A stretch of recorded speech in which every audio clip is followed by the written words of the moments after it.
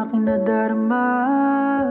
Sa aking paglaban para bang lalo akong unti-unti. Lahat tayo may kanya-kanya kwento ng buhay. May puno ng hirap pero may pag-asa. Dito sa buhay ay kilalanin natin ang mga tunay na karanasan ng mga karaniwang Pilipino. Sa episode na ito, makikilala natin ang isang janitress na minsang huminto sa pag-aaral matapos mabuntis. Pero hindi siya sumuko. Sa tulong ng ALS at TESDA, nagpatuloy siya sa pag-abot ng pangarap hanggang sa makapasok siya bilang janitress sa isang kumpanya. At ngayon, nagtatrabaho sa Perpetua. Ako si CJ Rivera at ito ang buhay.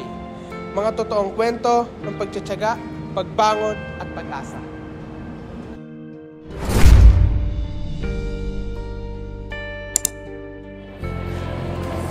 Good morning po, Ate Charlotte. Morning! Ingat kayo sa class. Ako si Charlotte Gonzalez, 32 years old, at nagtatrabaho sa University of Perpetual Health. Kamusta naman po yung day na po ngayon? Okay naman po.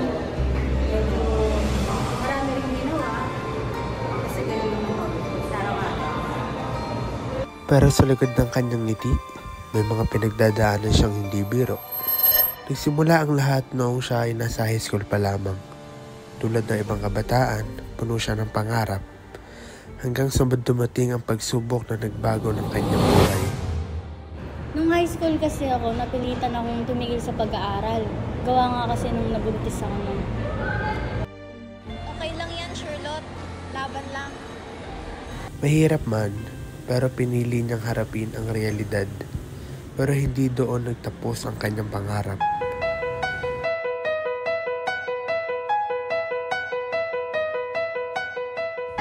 Oo, mahirap. Pero sa bawat pagtingin ko sa anak ko, naaalala ko kung bakit kailangan kong magpursige. Dati kong pangarap ang makapagtapos ng pag-aaral. Ngunit ngayon, pangarap ko na rin mabigyan ng magandang kinabukasan ng aking anak. Kaya, hindi ako susuko. Hindi pa huli ang lahat para abutin ng pangarap na para sa akin. At higit sa lahat, para sa anak ko. Pagkalipas ng ilang taon, muling bumalik si Ate Charlotte sa pag-aaral sa tulong ng Alternative Learning System o ALS.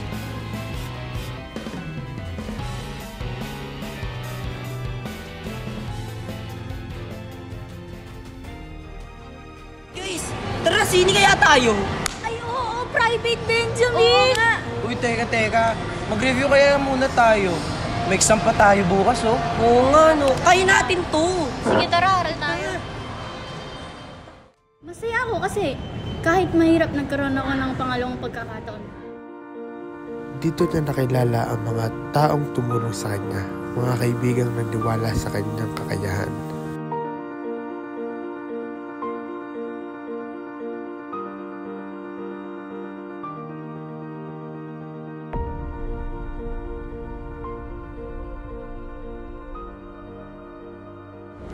Kaya ko pa ba to? Nakakapagod na kasi. Kaya mo yan, Charlotte. Konting tiis na lang, matatapos din tayo. Paano yung anak ko? Huwag ka mag-alala, nandito naman kami mga kaibigan mo. Salamat ah. Sa TESDA, natutunan niya ang disiplina, tiyaga at kasanayang kailangan para sa kanyang trabaho ngayon.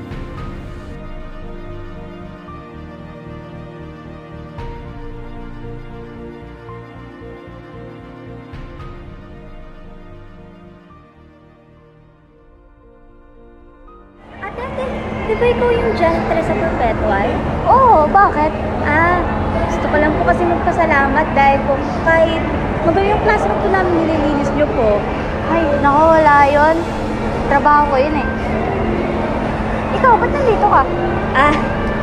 Splendid po kasing klase. Ganun ba? Sige, ingat ka. Sige po, ingat ka tayo. Ngayon, si Ate Charlotte ay nagtatrabaho bilang janitress sa University of Perpetual Health System Laguna. Isang simpleng babae na patuloy na nagiging inspirasyon sa iba. Ano yung experience mo po sa pagiging janitor? Okay, maayos naman po. Okay naman. Kasi nagustuhan ko na nga. Kasi bala ko nga rin. Diba? kapag natapos sa kanya dito, ganun pa rin ang papasokan. Bawat kwento ng tagumpay, hindi laging madali ang simula. Minsan, kailangan mo nang huminto para muling makabangon. Tulad ni Ate Charlotte Gonzalez, na sa kabila ng hirap, piniling ipagpatuloy ang laban mula ALS hanggang TESDA, hanggang sa kanyang trabaho sa Perpetual. Patunay siya na ang edukasyon ay para sa lahat. Ate Charlotte, ano naman gusto mong sabihin sa mga kabataang tulad nyo or nagaya sa inyo na nabuntis sa murang edad? Basta gusto mo talagang matuto, may paraan. Huwag ka lang susuko talaga.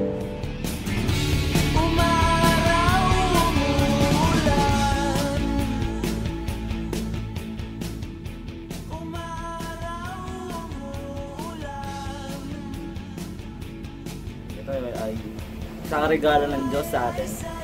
And dahil doon, kailangan natin ito pahalagahan at ingatan. Sa totoo lang, nakakatakot siya sa simula. Pero kapag natutunan mong mag-enjoy, doon mo marirealize na kahit gaano ito kabilis o kagulo, masarap pa rin ito buhay. Hindi lahat ng bagay ay kontrolado mo. Kaya tanggapin mo na lang at matutuwa sa pagkakamali mo. Kasi ganun naman talaga ang buhay, di ba? May mga pagsubok pero tuloy lang. Pinawala ka ng silbi. Kung tatanungin, ang pinakauna kong ginagawa pag hinaharap ang problema sa bahay ay yung manalangin muna sa Diyos dahil ako ay isang Kristiyano at manghingi ng lakas at isip para magawa ko lahat ng kailangan kong gagawin. Tutunan ko na lang mag-go with the flow. Na huwag masyadong labanan ng agos kahit minsan parang niluludot na. May mga pagkakataon kasi na gusto ko nang sumuko. Pero laging may parte sa akin na nagsasabi, sige lang, ilipas din to. Totoo naman. Kahit gaano kabigat, kahit gaano katagal, marating din yung araw na makakahinga ka ulit ang maluwang. Hinaharap ko ang pagsubok sa pamamagitan ng paghinga. Hinga as in oo. De, yun nga, hihinga tapos mag-iisip ako ng solusyon at babangon muli kasi makakatayo ka ba ng hindi ka upo, di ba? Kanya.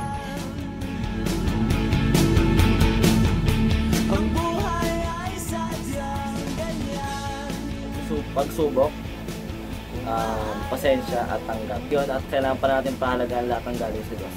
Yun lang. God bless. Simple lang yun. Matatag. Kapag pursige. At matsaka. Yung tatlong simpleng salitang yun, alam mo, lumalaban siya sa buhay. Gusto ko sabihin is, take your time. Appreciate mo yung buhay mo, pamilya mo, mga kaibigan mo, at mga biyaya na natatanggap mo.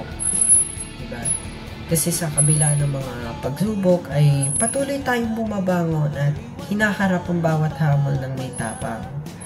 Kasi tayo ang patunay na walang imposible sa taong may pusong hindi sumusuko, diba?